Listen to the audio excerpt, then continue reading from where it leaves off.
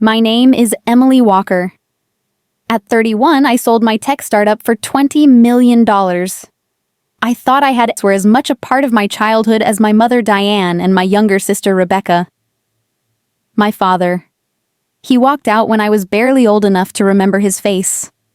All I knew was my mother worked herself to the bone to keep us afloat. She waitressed double shifts at a local diner. Her feet were always swollen, her hands permanently smelled like coffee and bacon grease, and yet she always said, "We may not have much, but we have each other." I believed her. I believed her with my whole heart. Looking back now, I realize how blind I was. Even as a child, I could sense that my mother looked at Rebecca differently. Rebecca was the soft one, the one who cried when things got hard, who needed comforting. I was the quiet, capable one. The one who fixed my own scraped knees and packed my own lunches. "Emily, you're so strong. You don't need me like she does," Mom would say, smiling like that was supposed to make me proud. At the time, I thought being strong was a compliment. I didn't realize that to my mother it meant I could be left to fend for myself, while all her love and attention went to Rebecca. As we grew up, our paths couldn't have been more different. I buried myself in school and part-time jobs in anything that would get me out of that apartment. Rebecca, though, she was always at parties, always finding new best friends, new problems, new boyfriends. She dropped out of community college within a semester. She drifted through life like she expected someone else to pick up the pieces. And you know what I was, that someone. Every time her car broke down, I paid. Every time she missed rent, I wired her money. Mom would call me sometimes with tears in her voice, sometimes with pride. "Emily, you're doing so well. If only Rebecca could be more like you." But deep down, I think she didn't really want that. Deep down, I think my success made her uncomfortable. When I got into MIT on a full scholarship, I thought I was finally making her proud. But even when I was working 2 part-time jobs surviving on ramen noodles, I still sent money home. I wanted to help. I thought that's what family was for. But here's the thing, no one tells you not everyone sees success as something to celebrate. Some people see it as something they deserve, even if they didn't earn it. After graduation, I worked non-stop at a small tech company. I was the first one and the last one out. I didn't date. I didn't party. I was building something. Within 2 years, I started my own cybersecurity firm, Secure Flow. I risked everything, maxed out credit cards, sleepless nights, endless weekends. I had panic attacks so bad I'd lock myself in the bathroom just to breathe. But I made it. Secure Flow became a success. I signed major contracts. I started making real money. And the first thing I did, I bought Mom a beautiful house with the garden she always dreamed of. I paid off her debts. I gave her a monthly allowance so she could finally quit waitressing. I offered to help Rebecca start a boutique she'd always talked about. They took everything I gave, and yet Mom's smile never quite reached her eyes. Jason, my fiancé, saw it too. "It's almost like your success makes her uneasy," he once told me over dinner. I shrugged it off. I didn't want to believe it. I should have. There were signs. Quiet signs. Like the time I caught Rebecca snooping through my briefcase when she thought I wasn't looking. She laughed it off, but her curiosity lingered longer than it should have. Or the time Mom accidentally overheard a private phone call about my company's upcoming acquisition. Or the day Rebecca asked too many questions about how much cash I would get from the sale. I ignored it all, because family would never do something like that. Right. When my company was acquired for $20 million, I called them first. Mom cried. Rebecca screamed with excitement. It didn't even occur to me that their minds were already calculating how much of that money could be theirs. I planned to buy my dream home in the hills overlooking Portland, a stunning modern house with floor-to-ceiling windows and an infinity pool. The seller wanted a quick cash deal. I arranged to withdraw $10 million in physical cash, thinking it would impress the seller and secure the house. Jason thought I was insane. So did the bank manager. "Emily, this is dangerous," they said. But I felt in control. I chose to store the cash overnight in my mother's house. Why? Because I trusted her. Because I thought even if the world turns on me, my family never would. But that's the thing about betrayal, it never comes from your enemies. The next morning they were gone. My mother, my sister, vanished. The safe was wide open. The cash was gone. On the kitchen counter sat a handwritten note. "Thanks for the cash. It's our turn now. Don't bother looking for us." My hands trembled as I read those words. I collapsed to the floor, clutching the note, my heart shattering into 1,000 pieces. I called them over and over. Straight to voicemail. Rebecca's phone rang once, then disconnected. Blocked. I called Jason. I was sobbing so hard I couldn't even form sentences. My mother. My sister. They stole everything. Looking back, I should have seen it coming. The secret glances. The long, hushed phone calls. The growing distance mask. But I didn't see it. Or maybe I refused to. Because family is supposed to be forever. But sometimes the deepest wounds come from the hands you used to hold. And that morning, I realized I didn't just lose my money. I lost my family. Forever. When I placed those 3 heavy duffel bags inside my mother's safe that night, I believed I was at the peak of my life. $10 million in cash sat behind that steel door, and in less than 24 hours I would be holding the keys to my dream home. The excitement coursing through me was electric. But if I had known what was waiting for me the next morning, I would have done everything differently. The night before, everything felt normal, or as normal as it could be when you're temporarily storing $10 million in your childhood home. I remember Mom being unusually chatty as we unpacked dinner. She kept asking about the house, the layout, the security. Rebecca sat at the table wide-eyed and smiling, asking whether I would have room for a pool table or a wine cellar. Looking back, their curiosity was a little too eager, a little too specific. Even when I told Jason where I was storing the cash, I didn't sense danger. He argued with me about it, of course. "Emily, why not put it in a secure bank vault, or let me come with you?" I shook my head. It's just one night. Besides, Mom's safe is practically a vault. I had it installed myself. I'll be fine. I wasn't fine. The next morning, the sun was already streaming through my bedroom window when I woke. The house was unusually quiet. I expected to hear Mom moving around in the kitchen, the smell of coffee drifting through the hallway. Instead, the air felt still, almost hollow. "Mom!" I called, padding through the house in my slippers. Silence answered me. I checked her bedroom. The bed was made. Perfectly made, in fact. As if no one had slept there at all. Rebecca. I knocked on the guest room door. Nothing. I opened it. Empty. A sick feeling began to rise in my stomach. My steps quickened as I moved toward the home office. The bookshelf that concealed the safe was slightly ajar. My pulse hammered in my ears. I yanked it open fully.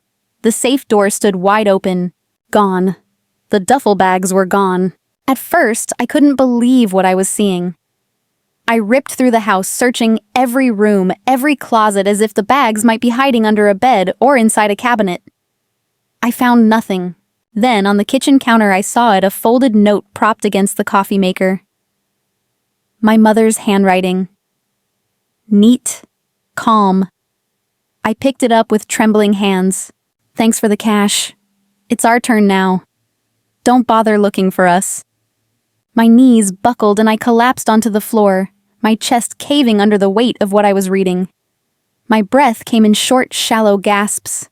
I dialed Jason with shaking fingers. "They're gone," I choked out when he answered. "The money, all of it. They took it." Jason raced over.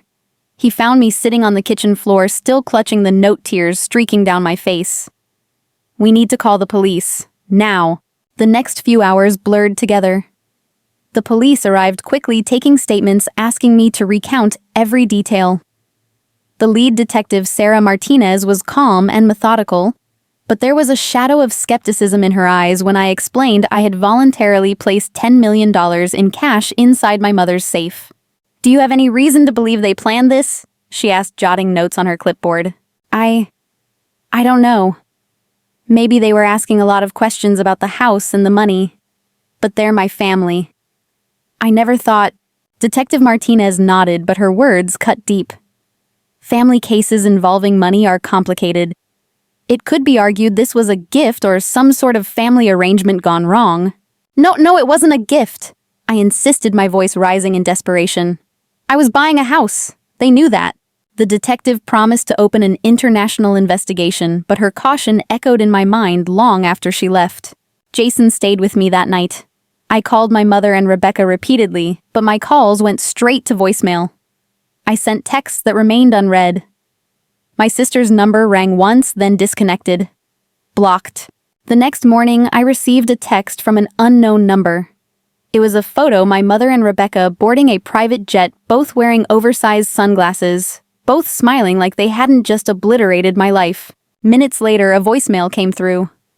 Rebecca's voice sweet but dripping with cruelty.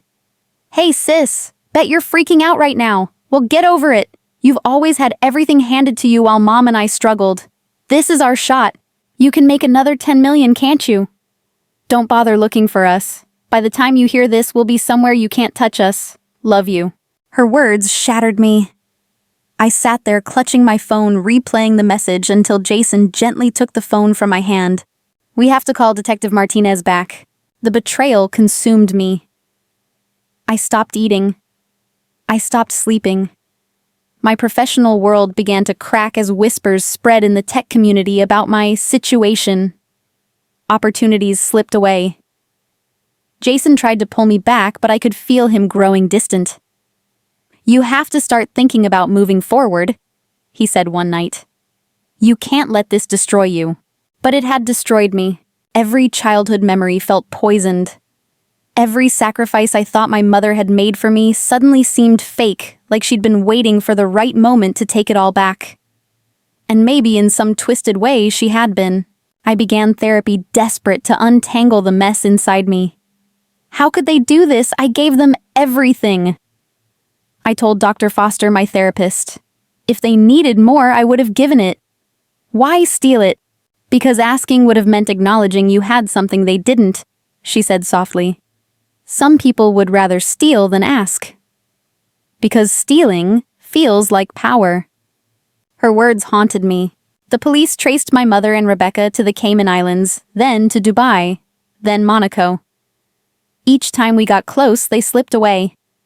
They were using fake identities, spending the money like they had all the time in the world. But I would soon learn they weren't spending what they thought they were. And that changed everything. The days after the betrayal melted into each other like a painful, slow-moving fog. I barely ate. I barely slept. I stopped returning calls from friends and missed every outreach from work. I had one singular focus: finding them. My mother and my sister had stolen everything from me, not just the money, but my foundation, my sense of safety, my trust. Detective Martinez became my only anchor. She kept me updated with every fragment of information they uncovered. 3 days after the theft, she confirmed they had flown to the Cayman Islands on a private charter. From there, the trail went cold. They used cash. No credit cards, no digital footprints. They had planned this carefully. They knew how to disappear. Martinez told me, her voice steady but laced with frustration. They avoided every typical mistake. They likely had help. Help! I repeated, my throat tight. There are networks that specialize in this. Identity changes, untraceable travel. It seems your mother made contact with them months ago. Months. That word hit me like a punch to the chest. They had been planning this for months while I was taking them to family dinners, buying them birthday gifts, sending them money for emergencies they had probably fabricated. I started obsessing over every past interaction. Every strange glance, every too specific question about the cash. Had Rebecca always intended to steal from me? Had my mother ever really been proud of me? Or was it all a cover I couldn't tell anymore? I questioned every memory. Jason tried to help me hold on. He stayed with me through the sleepless nights, the police interviews, the long hours spent scrolling through international banking regulations and surveillance images. But I was slipping into a dark place he couldn't reach. "You need to eat," he would say, placing a plate of food in front of me that I never touched. "You need to rest." "Not until I find them." I whispered, my voice cracked from exhaustion. I turned down job offers. I ignored my company's requests to consult on new projects. Former colleagues stopped calling. In the tech industry, your personal life becomes part of your professional reputation, and mine was now a cautionary tale. I saw the pity in their eyes, the way people whispered behind my back. If she can't even protect her own assets, how can she protect ours? The narrative was slipping out of my hands, and I let it. I didn't care about the company or the house I would never buy, or the deals I would never close. All I cared about was finding them. I began therapy out of desperation. Dr. Foster, my therapist, listened patiently as I unraveled every painful detail. They planned it for months. They called me for help while they were planning to rob me. How do you recover from that? How do you trust anyone after that? Betrayal at this level rewrites your reality, she said softly. It forces you to question what's real and what's been a lie. But it doesn't change your worth. Their betrayal says everything about them and nothing about you. I heard her, but I wasn't ready to believe her. Meanwhile, the investigation continued to dig into my mother's secret life. Detective Martinez discovered she had created encrypted email accounts I never knew existed. There were messages exchanged with someone involved in underground identity networks, messages dating back over a year. She had been planning long before the acquisition. She had even researched countries without extradition treaties. She didn't just betray you, Martinez said during one of our late-night calls. She built an escape route months before you knew you were at risk.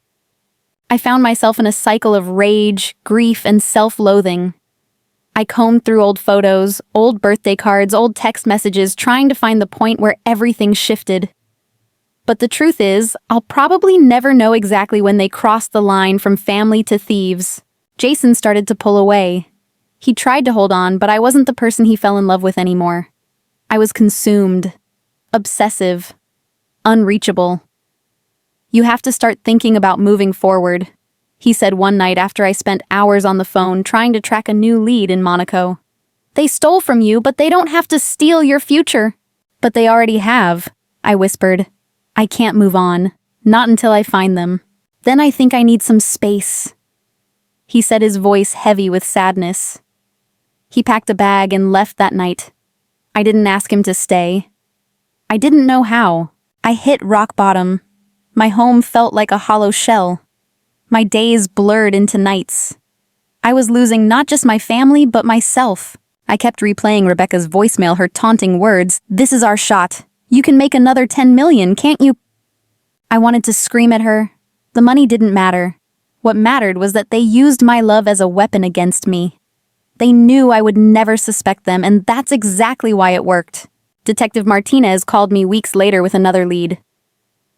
We found a trail, she said. They were in Dubai, then Monaco. They're traveling in style, first-class flights, luxury hotels, shopping sprees. They're spending like the money will never run out. Keep going, I told her. Find them. I thought about my mother's tired hands, her sacrifices when I was young. I thought about Rebecca's laughter, her tearful phone calls when she needed help.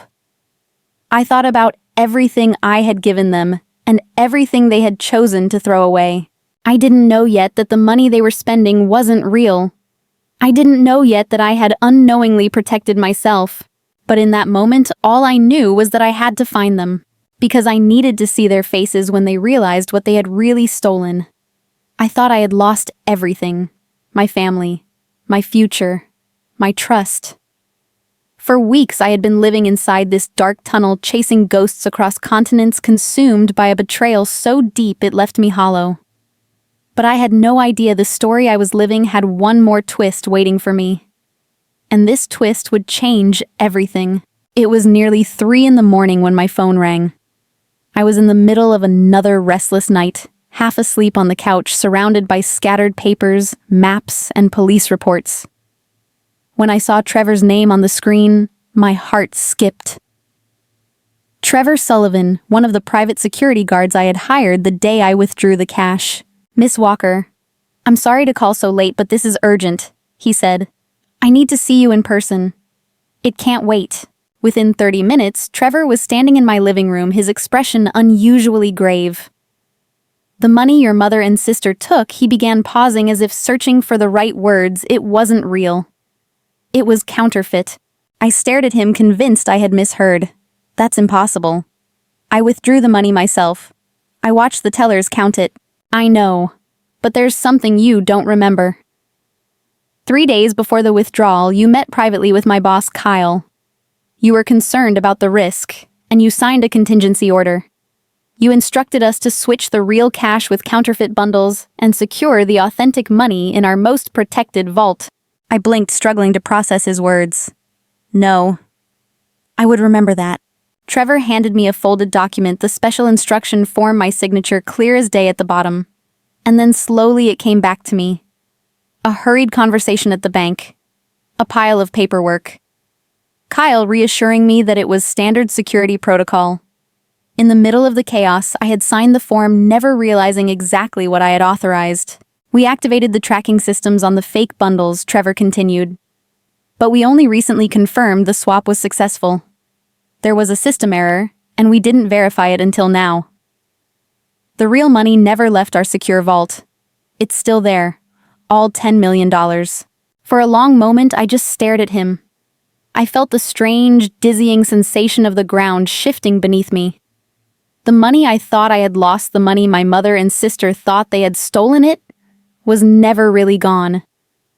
The tears that came were not tears of grief this time. They were something closer to relief.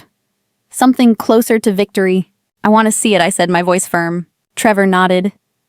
Within hours, I was standing inside Kyle's security facility, facing 3 familiar duffel bags inside a high-security vault. I unzipped one bag, and there it was, stacks of crisp, authentic $500 bills. "It's all here," Kyle confirmed. "What about the trackers and the counterfeit bundles?" I asked, a new fire building inside me. "They're still active. We can see their movements in real time." I watched as Kyle displayed a blinking dot on a digital map currently located in Monaco. "I want full access to their movements. Every city, every hotel, every transaction they make," I said. For the first time in weeks, I felt awake. I felt powerful. I felt like myself again. I called Detective Martinez immediately. At first, she was skeptical, but when I sent her copies of the signed security orders and showed her the active tracking system, she quickly shifted gears. "If what you're saying is true, we now have real-time surveillance on them," she said. "This changes everything." It did. I assembled a small team. Kyle provided security and technical support.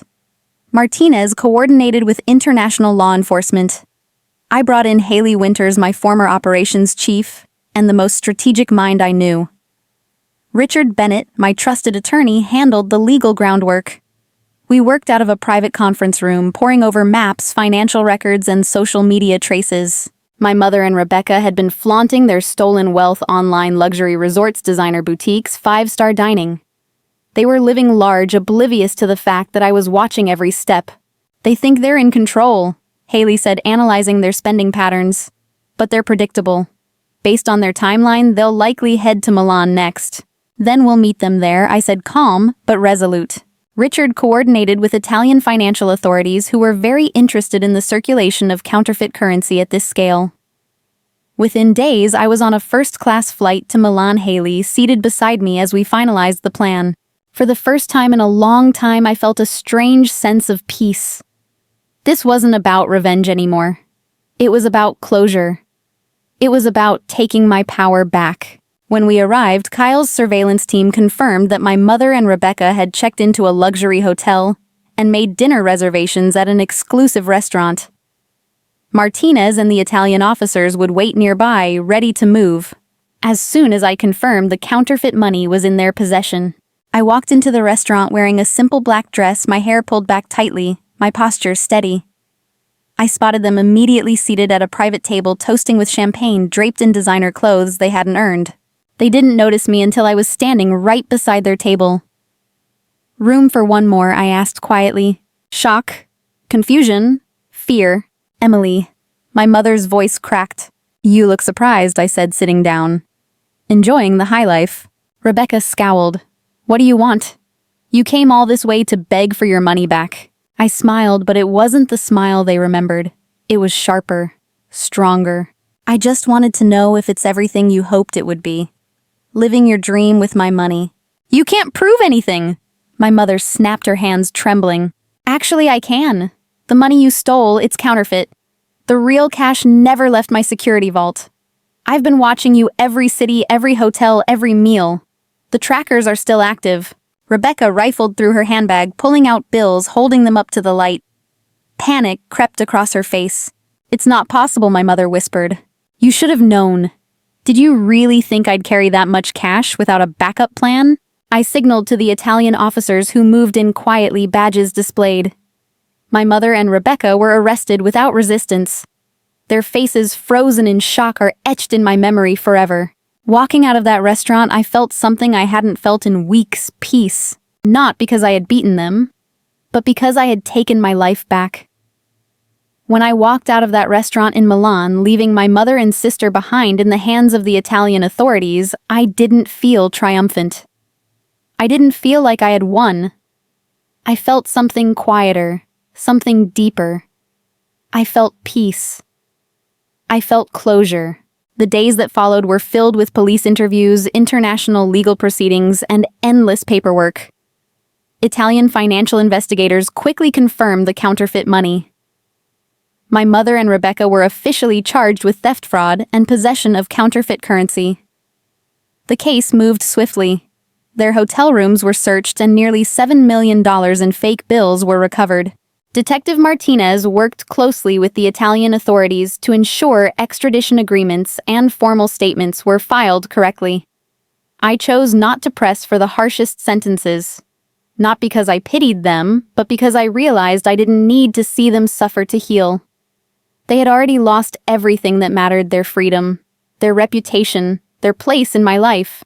I returned to the United States with Jason waiting at the airport. We hadn't spoken much while I was in Europe, but when he hugged me, I felt something shift. A silent understanding passed between us. "Welcome home," he whispered.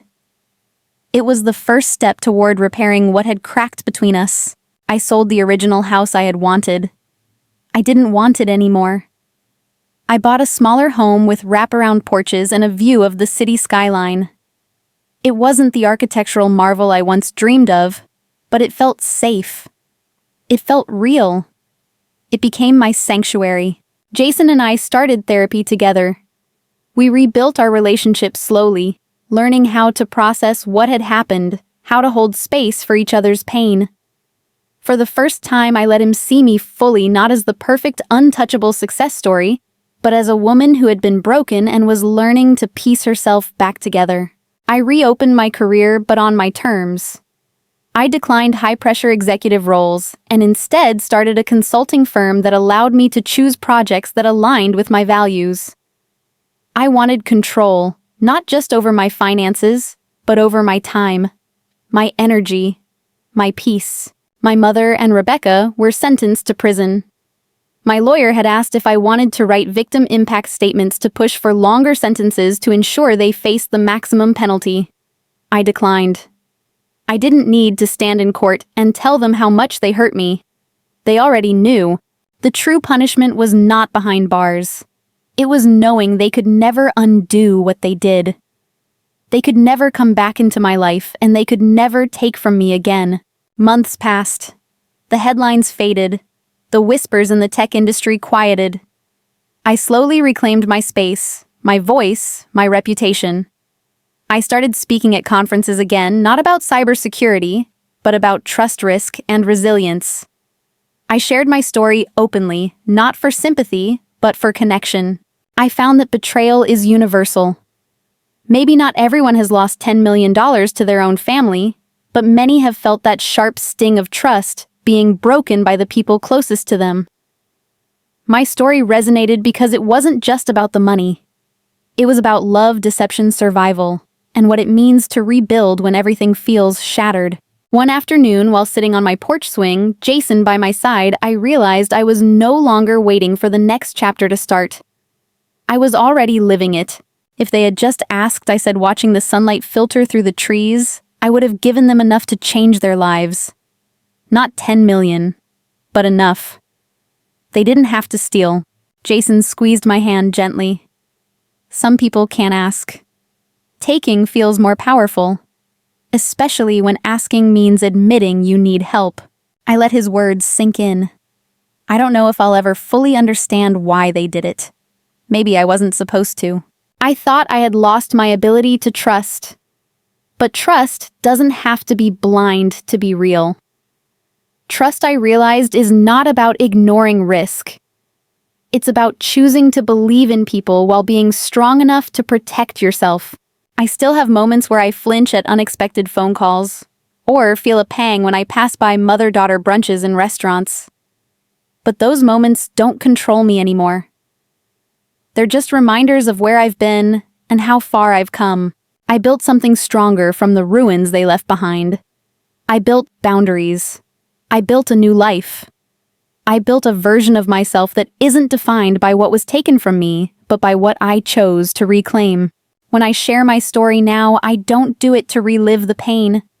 I do it to offer a hand to someone else who might be standing in the middle of their own betrayal, feeling like their world just collapsed. I want them to know betrayal says everything about the betrayer, and nothing about your worth. Sometimes the greatest plot twists don't come from the betrayal itself. They come from the beautiful, unexpected rewrites you create in your own life after it. That's the ending I chose. That's the ending I own. Looking back on my story now, with every painful detail fully exposed, I understand something I didn't. At the time, the betrayal I experienced told me everything about them, and nothing about me. I used to think their choice to hurt me said something about my worth. But it never did. When I first realized my mother and sister had stolen from me, it shattered my foundation. I thought I had failed as a daughter, as a sister, as someone who should have seen it coming. For weeks, maybe even months, I replayed that moment over and over in my mind. The note, the empty safe, the silence in the house. I tortured myself with the same question. How could they do this to me? But the answer I've come to accept is simple: because they could. Because somewhere along the way, they convinced themselves that taking from me was justified. That my success had made me less deserving of their loyalty. That what I had was theirs to take. What I've learned is that betrayal is always about the betrayer, not the betrayed. It's about their story, their resentment, their inability to confront their own pain. They took the shortcut. They stole instead of asking. They destroyed instead of building. For so long, I thought I had to protect myself by building walls so high that no one could ever get close enough to hurt me again. I wanted to seal every door lock, every window, make sure I would never be that vulnerable again. But that's not protection.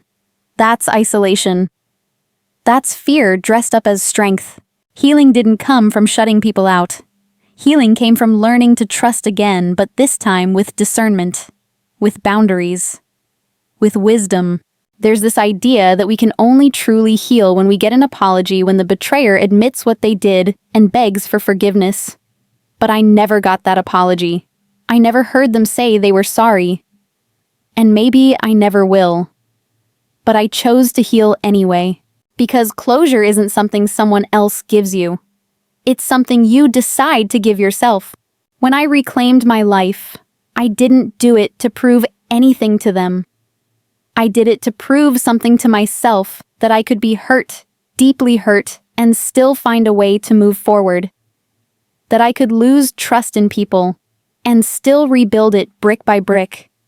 That I could walk through the fire and come out the other side as someone I respected, not someone hardened by bitterness.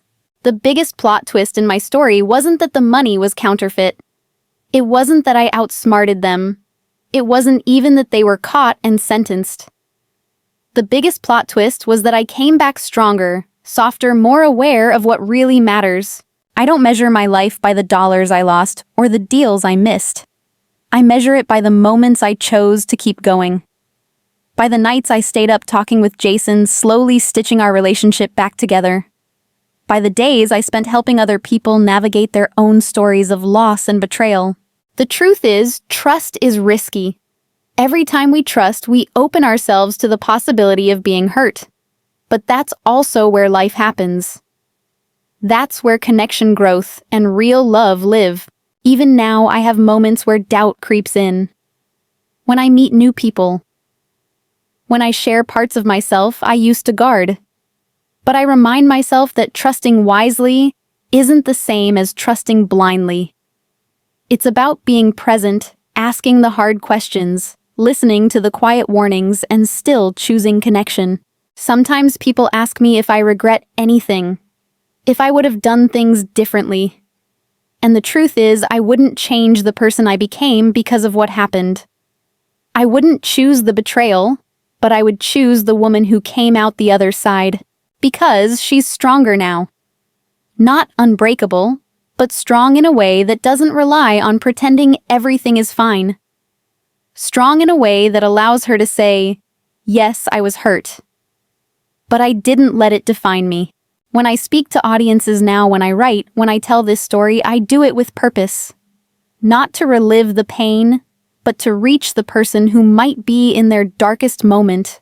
The person who just found the note, who just realized their safe is empty, who is standing in the wreckage, wondering if they will ever feel whole again. To that person, I want to say, you are not broken beyond repair. You are not the sum of what someone else took from you. You can still build a life worth living, a story worth telling.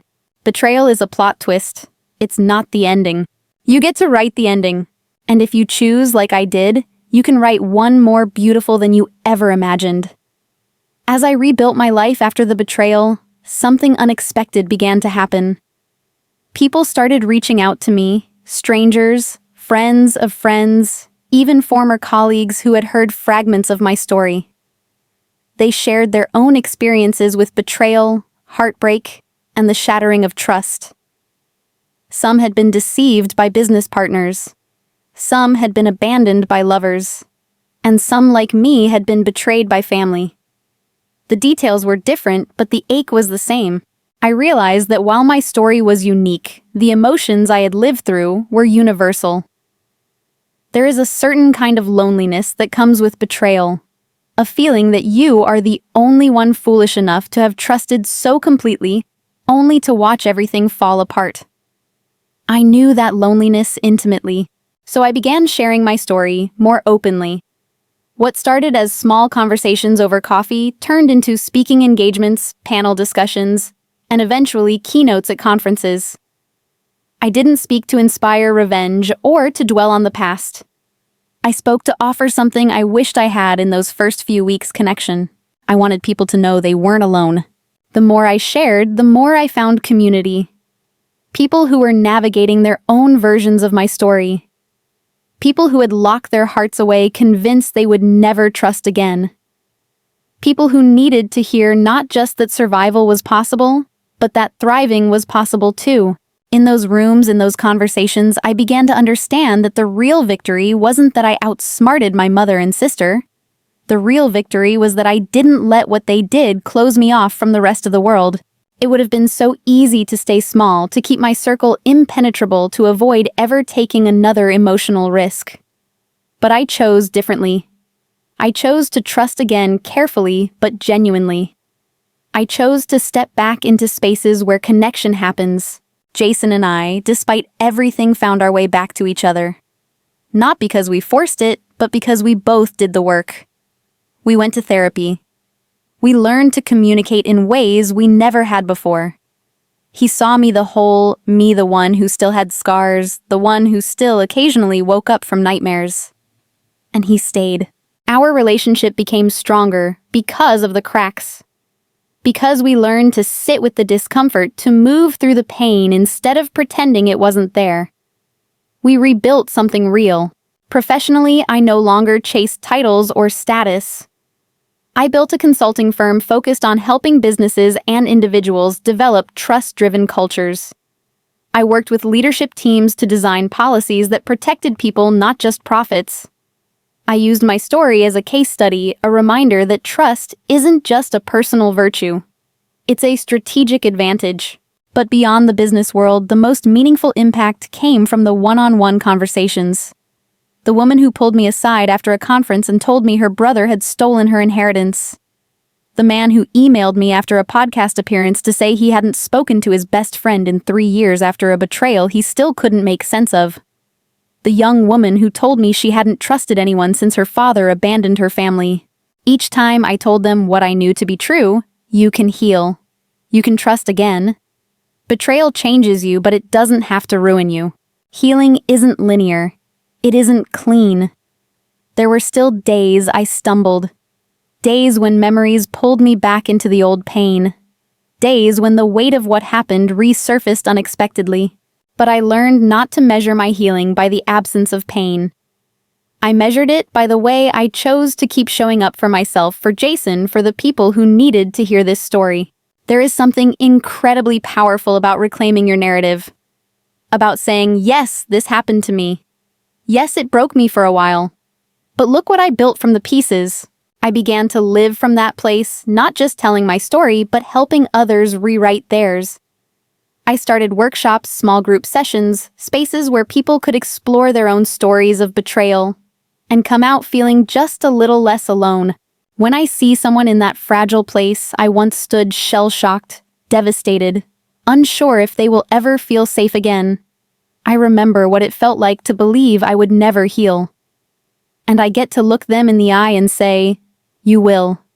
You will find your way back to yourself. You will trust again. You will build again. I thought I had reached the end of my story in that kitchen when I found the note. I thought that was where everything stopped. But I was wrong. That was the middle. The story kept going, and I got to write the next chapters with intentionality, with clarity, with strength I didn't know I had. Sometimes the most beautiful chapters of our lives begin after the ones that broke us. Sometimes the plot twist isn't the betrayal. It's the quiet, steady rise after the fall. That's the story I'm living now. And if I can help someone else start their own next chapter, then maybe all of it, the pain, the loss, the betrayal, led me exactly where I was meant to be. If there's one lesson I've learned from the journey of betrayal, heartbreak and rebuilding, it's this: life will break you, but it will also offer you the chance to rebuild yourself into something stronger, wiser, and more beautiful than before. And the way you choose to rebuild will define you far more than the way you were broken. In those first few days after discovering my mother and sister had stolen from me, I was consumed by rage and disbelief. I wanted answers. I wanted apologies. I wanted to turn back time. But time doesn't move backward. It only moves forward, and I had to choose whether I would move with it or stay trapped in the moment that shattered me. For weeks, I sat in the silence of my apartment, obsessing over the details, over every red flag I had missed, over every decision that had led me to that kitchen, to that note. But here's the truth. I've come to understand no amount of replaying the past will change what happened. The past does not rewrite itself. It waits for us to make peace with it. What I didn't realize then was that holding on to the betrayal was holding on to them, their choices, their lies, their power. I was tethering myself to the very people who had taken so much from me. Letting go wasn't about forgiving them. It was about freeing myself. There's this dangerous belief that closure comes from the betrayer, that we can't heal until they admit what they did, until they apologize, until they acknowledge our pain. But if I had waited for their apology, I'd still be waiting now. Closure isn't given, closure is chosen, and I chose it. I chose to walk forward, even when the weight of the betrayal still sat heavy on my chest. I chose to rebuild my life on my terms. I chose to start trusting again, slowly, cautiously, but still fully. The most profound lesson I learned is that trust is not a naive act. It is an intentional one. Trusting again doesn't mean you erase what happened. It means you accept that life is a risk, that people can hurt you, but that connection is still worth pursuing. You can build boundaries, you can ask the hard questions, you can hold people accountable, and still you can choose to trust. Healing isn't a straight line. Some days you feel like you've conquered the pain, and other days you feel like you've fallen right back into it. Some mornings I woke up feeling strong and clear, and by evening a memory would pull me right back into the ache. That's not failure. That's healing. I've learned to measure my progress by how quickly I return to myself. It's not about erasing the pain, it's about not letting the pain become the story. If I could speak to the person who is sitting in the middle of their own betrayal right now, I would tell them this. You are not foolish for trusting. Trust is what makes us human. What happened to you says nothing about your worth. It says everything about the people who chose to betray you. It might feel like your story is over. It might feel like you will never trust again, that you will never feel safe again. But the story is not over. It's simply turning a page. You get to write what comes next. It won't be easy. Healing rarely is, but it will be worth it. The person you become on the other side will carry wisdom, compassion, and strength you didn't know you had. Through this journey, I also realized that betrayal can become a beginning of boundaries, a beginning of deeper self-awareness, a beginning of choosing who truly deserves a place in your life. I now know how to listen to the quiet signals I used to ignore. I now know how to ask the questions I was once too afraid to ask. I now know that protecting your heart doesn't mean closing it off. It means caring for it, choosing carefully where you place your trust, and knowing that your worth is never up for negotiation. The life I've built since the betrayal is not perfect, but it is authentic. It is intentional. It is mine. I learned that even when the people you love the most walk away, you can still stand. Even when the people you trusted the most betray you, you can still open your heart. Even when the people who promised to protect you leave you vulnerable, you can still protect yourself with grace, not walls. You can survive betrayal, but more than that, you can thrive after it. And maybe that's the most important lesson of all. The power to write a beautiful ending always belonged to me. It always belongs to you.